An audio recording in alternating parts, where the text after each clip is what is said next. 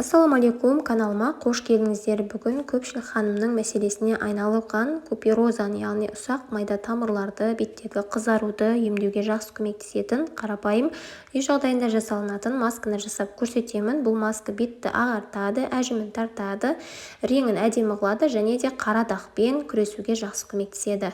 Сонымен қоса куперозаға ем болады. Ендеше масканы бірге дайындайық. Бізге ең қажеттісі сұлы жарнасы, овсяный каша, яғни овсяный хлопья. 2 ас қасығын біз кофемолкада ұсақтап аламыз. Егер сізде ұны болатын болса, ұнын қолдануға болады. Ұны жоқ болса, осылай мен сияқты ұсақтап алуға болады.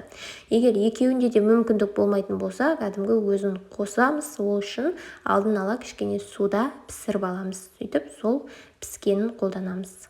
Енді ыдысымызға 1 ас қасық овсянканы қосып алдық. Енді оның үстіне түймедақ, 1 пакетик ұсақталған түймедақ қостым. Сіздер 1 ас қасық ромашка қосуға болады түймедақты.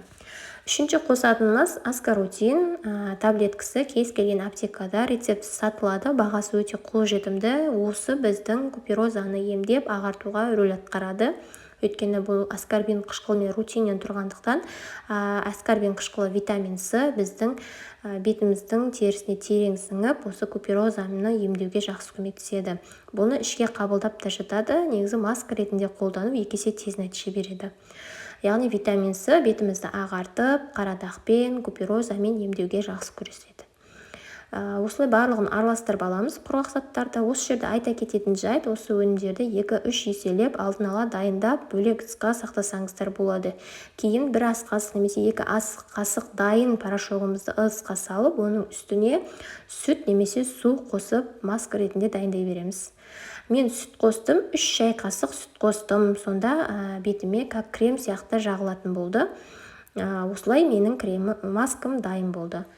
Бұл масканы қолданардан алдын міндетті түрде бетімізді тазартып алу керекпіз. Кеңінен таралған бұл масканы қазір мен өзім бетіме жағып көрсетіп, тағы да біраз ақпараттарды айтатын боламын. Видеоны соңына дейін көріңіздер.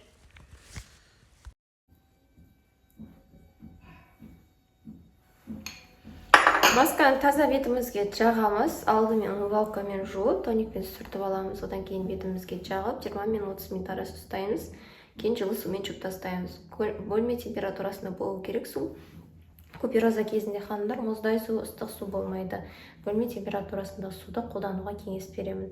Масканы аптада 2 рет курспен 1 ай бойы жасаңыз. Одан кейін кішкене үзіліс жасап, қайтадан бастасаңыз болады.